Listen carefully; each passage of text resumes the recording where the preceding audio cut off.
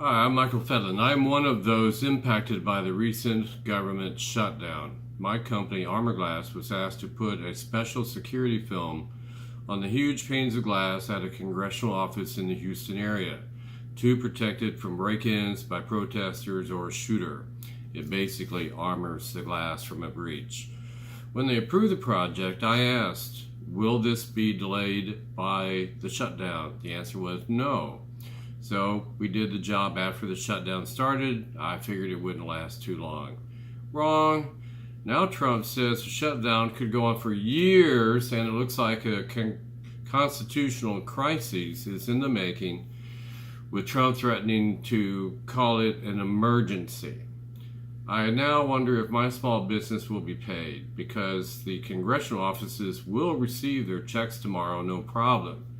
Even if my company gets paid, that doesn't help the NASA employees in my district and the TSA people that we rely upon to be safe when flying.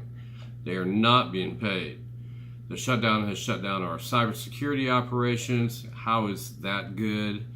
My job has taken me to the border of Texas numerous times over the years. I have gone through the checkpoints at the border and inside Texas. There's a giant checkpoint on Highway 59 an hour north of Brownsville with dogs that sniff for drugs and inspectors looking for illegals. I've seen the massive number of official cars on the road from the Border Patrol, the local police, the Highway Patrol, the National Guard, the military vehicles, etc. Sometimes they outnumber us. There is already a wall for hundreds of miles, but most of our illegals come from visa overstays. Those are the people who are already here, not border jumpers. Drugs and people crossing the border illegally mainly do it by hiding in the thousands of 18-wheeler trucks carrying the produce, the auto parts, etc., that daily go through the U.S.-Mexican border checkpoint. A wall would do nothing to stop them, but more inspectors would. Most of the people coming to the border are seeking asylum from the drug gangs roaming the streets of Central America like Honduras and Guatemala. I've been there. Their kids are forced to either join the gang or be killed. The local police are weak, they're underpaid, they're often corrupt, there is no security. That is what is causing the crisis at the border. Parents fleeing with their kids to safety, just as any American parent would do in the same situation. You can't fix the border situation without fixing the violence on the streets of Central America that uproots these people and sends them our way. So the wall is not a solution. Ask the Chinese, who are actually building a global Silk Road now and bridges. Ask them about their Great Wall, which I've also walked on. It was abandoned because it was a failure, and it's now technically the longest graveyard in the world.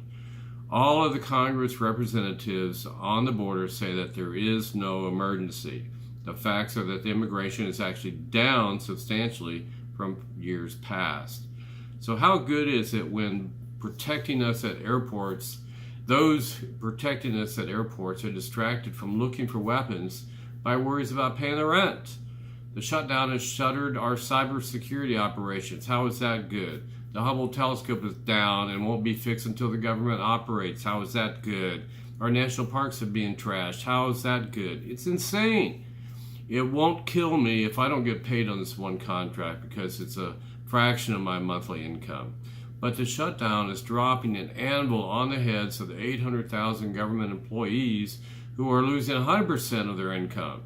How do they pay the mortgage? How do they pay the credit card bills, feed the kids with zero income? How can you still be expected to do their jobs as their credit's being ruined? Who works for free? Not Congress, not Trump. I live in Congressional District 36, home of NASA. For the past 2 years, the GOP has had full control of both houses of Congress and the White House, yet never passed the funding bill now deemed so adamantly necessary by Trump. If it was an emergency, then why wasn't it already done? Why demand people not get paid until Trump gets his way instead of negotiating like adults do? I ask our congressional representatives to pass the budget submitted by Speaker Pelosi, the identical bill passed by the Republican Congress unanimously the last session, but Mr. McConnell won't bring it up for a vote because it would pass. How is this not insane? So stop damaging the American people. Pass this bill. I'm Michael Fjetland, and I approve this message, but I don't approve of Congress.